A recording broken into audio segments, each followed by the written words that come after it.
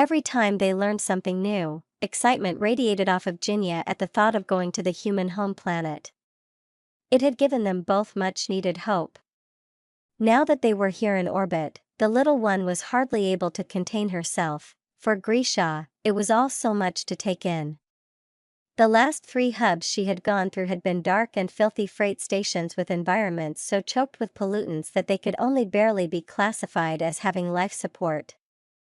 It hadn't been much better on the freighter they booked passage on to get here. When the doors of the docking clamp opened, the fresh, clean atmosphere of the station surrounded her. She inhaled deeply, and the pristine air revitalized her. As she stepped in, the grandeur and beauty struck her. For such a recent addition to the galactic community, humans had already made themselves an impressive trade hub, and it was in full operation. Thousands of beings from dozens of species flowed in rivers of life through expansive halls. As she watched, a group of beer-carrying merchants made their way past in the lavish finery of their caste. They were somewhat perturbed by a group of young Thothlian adolescents running through their procession wearing shirts that said, Earth Adventure Tourism, in glowing letters. A huge reader board near the center of the station floated gracefully in the air and projected holographic arrival and departure times. In the sparsely populated freighters she had been on, her ability to block out emotional stimulus like this had gotten a bit rusty. She walked over to a column and leaned on it with her eyes closed. As she was focusing on filtering out everything, she was hit by a wave of the all-too-familiar emotions of the past few months: disgust, irritation, suspicion, and of course lust. To one extent or another, most negative or licentious emotions that could possibly be leveled at her and Jinya were. She was lightheaded, and only vaguely aware of her surroundings. The light coming through her eyelids dimmed and pulsed as she distantly felt a group of people brush past her. Within a minute or so, she had finally regained her mental defenses enough to get moving again. She opened her eyes to see the sideways glances of over a dozen species in their silent disapproval. She shook her head slightly and reached her hand out behind her. Come on, Jinya, we have to get to the Earth Government Representative's office. As she looked around, her head swiveled to take in the surroundings. She was looking for some signage telling her which way to go. Finally, she saw one and situated herself. Flexing her hand out with a bit of frustration, she said, Come on, Jinya, take my hand. And she looked down, and Jinya wasn't there. Annoyance fled in the face of panic as she realized she couldn't feel her daughter's emotions anywhere. She looked around desperately to try and catch sight of her, but it was no use. While she had stopped outside the main flow of pedestrian traffic, the mass of people mere meters away was impenetrable to her frantic searching. She realized it was no use. She needed help, nearly frenzied now. She looked and saw a terminal with a human female in some sort of uniform behind it. The uniform didn't look like any military or police clothing she had ever seen or read about, but it would have to do. She ran over to her and said, Please. You must help me. My daughter Jinya is gone, and I can't find her. Here is a picture of her. Please, help me. As Grisha was speaking, she held out her arm and tapped the device Gib had given her and found the picture of the selfie they took so many months ago. The human woman wasted no time. She took Grisha's arm and pressed the screens together with her own data unit. The picture copied over to the humans. She then tapped it through a series of what the desperate mother could only identify as its communication settings. There was far too much emotion in the station and in her own heart to detect anything of what was going through the human's mind, but her posture and body language seemed focused but calm. Station command, this is Star Cruises employee Lorena Velasquez, ID 29673. Amber Alert. I repeat, Amber Alert. I am sending you a picture now. A voice came over the communications device and said, Affirmative. Picture received. Issuing Amber Alert. Lorena Velasquez took Grisha by the upper arm firmly and said, Come with me. As they began moving, the station went through a transformation. The lights all turned from the clean, blue-white to an orange-yellow color. A wash of new information flowed over the huge floating reader board indicating all departures had been delayed. On every monitor, the images were replaced with the picture Gibb had taken, with a red circle drawn around Jinya. A yellowish bar across the top of the monitor screen said, "Amber Alert," while text at the bottom instructed anyone who saw her to contact the nearest human immediately. What stunned Grisha the most, however, was that every human had stopped what they were doing and were looking at their communication devices. When the image had been received, a brief moment of study was taken and then all of them immediately began looking around their local areas for her daughter. The hall in front of the two women was congested with aliens mulling around in confusion and humans searching for the missing child. At seeing their way blocked, the relatively small human female of 5 feet 2 inches, 157 centimeters, bellowed, "Stand aside." The sheer volume that came from the little human stunned the aliens into obedience. The humans likewise moved out of their way, but didn't delay their search. Lorena Velasquez guided Grisha to an elevator, and they entered it. When it arrived at its destination, she found herself on the command deck of the station. From here, she saw that she had been taken to a tower far above the vast, saucer-like station below. As they stepped out of the conveyance, they were greeted by two humans, one female who was wearing some sort of military uniform, and a male that was wearing fine-looking but most probably civilian clothing. The female spoke first. "Ma'am, I am Admiral Freeman of the United Earth Navy. I am in charge of the military assets of this station." Gesturing to the man standing next to her, she continued, "And this is Magistrate Marcus Collins, the civilian leader of this star base." Grisha was beginning to rein in her emotions now, and the press of the crowd was no longer a fantastic weight on her mind. She began letting the walls down to get a read on these people around her. She felt something she hadn't experienced since she visited the hive world of Cheetix 7 in her youth: unity of purpose. These humans were all singularly focused on only one thing. They were driven to find Jinya. "Sir, ma'am, I think I have something," one of the humans sitting at a station off to the side called out. Commander Freeman and Magistrate Collins moved over to hear the report, and Grisha followed them closely. "I have the record of their arrival." The magistrate gestured to one of the large central screens. "Put it up." The recording blinked to life on the screen and there Grisha saw the moment she and Jinya arrived. They walked out into the large hallway.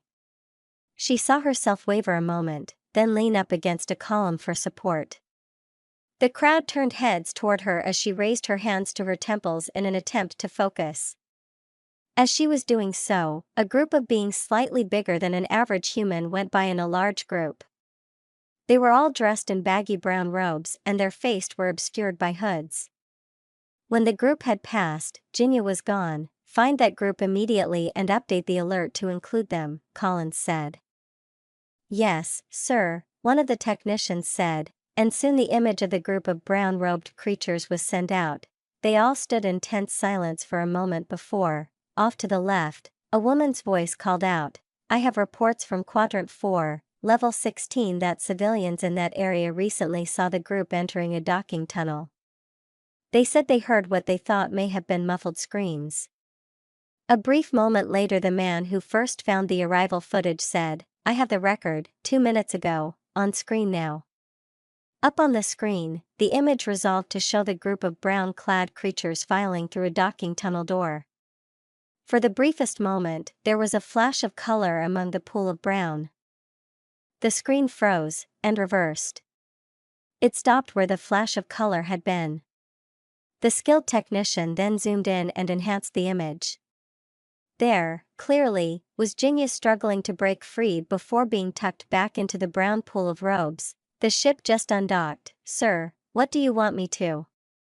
Magistrate Collins cut him off, shouting, "FTL suppression, now. I don't want that ship to leave the system." Grisha ran to the edge and looked down out the massive bubble window of the command tower. There, far below her, she saw the ship ignite its thrusters and the telltale energy glow around it indicating it was about to make a hyperjump. As it did so, she watched the station below them extended huge, towering antennae. She knew by the glow that the fleeing ship was just about to jump away with her baby. Suddenly, a massive bolt of jagged, brilliantly white energy exploded out of the nearest antennae and struck the ship. The glow of the FTL charge quickly dissipated. The magistrate pressed a button on the console and said, "Departing transport, you are ordered to return immediately to this station and return the Diroli child." In response, the yellow-red light of the ship's main engines flared to life and it began moving out and away from the station. The magistrate turned to Freeman and said, "Admiral, I officially request military assistance in the apprehension of these slavers and the retrieval of the kidnapped child." Grisha turned and focused on the woman. The emotions the officer was now radiating were deeply unsettling. It was more like feeling the thoughts and emotions of a feral predator than a sentient being. The human was seething with ferocity. Even in this, however, was the strict discipline and control she recognized months ago in Gibb. The officer stepped over to a panel and, pressing a button, said, "This is Admiral Freeman calling the Farragut." A strong voice responded out from the speaker, "Admiral, this is Farragut Actual, go ahead." She tapped some of the controls on the console as she said, "Captain Roberts, we have a kidnapped Diroli child. The perpetrators are suspected slavers. I am sending you the information now. Your orders are to stop that ship and return the child by any means necessary." "Affirmative, Admiral." Farragut Actual out. Grisha turned her head to look out the window again. The little transport ship was gaining speed now, and was starting to get out and away from the station. The ship looked fast, and she began to despair at ever seeing her little girl again. As she watched, from behind the disk of the station, two blue forms resembling comets came into view. They were plasma discharges. She watched as they careened through space and impacted with the aft section of the fleeing transport. A soundless explosion bloomed out into the vacuum in vibrant yellows and blues. When the color dissipated, the entire engine section of the ship was in ruins. She gasped, and following the faint and dissipating trail of energized gases looked down to the edge of the station. There, emerging from underneath the massive trade hub, was a large military ship.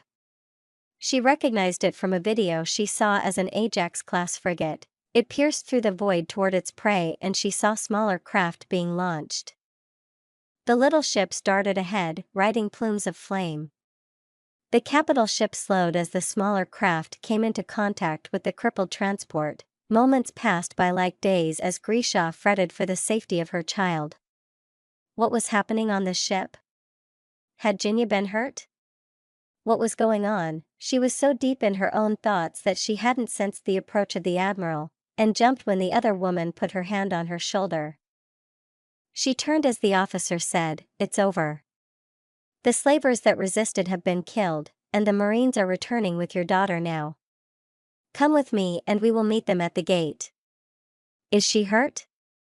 Did those monsters do anything to her?" Freeman's emotions showed she was unsure as she said, "I haven't been told. We have a medical team heading to the gate just in case." Grisha, Velasquez, Freeman, and Collins all got in the elevator and headed down to the station proper. As they descended, a view screen showing the current status of the rescue was mirroring thousands of similar monitors all across the station. The doors opened and security personnel escorted them to the gate.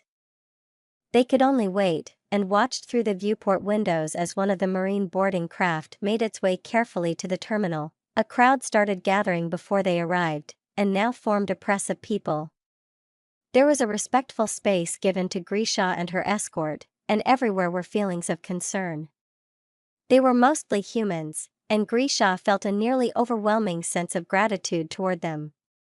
They were radiating protective emotions that seemed to permeate the huge space.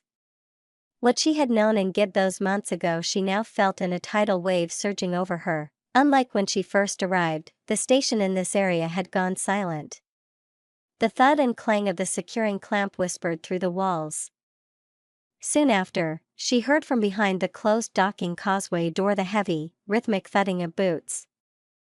They opened, and two Marines in heavy zero-gravity assault armor stepped through. Black score marks dotted their armor and they were splattered with what Grisha could only guess was blood. Then, she saw her baby girl. Jinya was sitting astride the shoulders of a third Marine as he emerged from the hallway.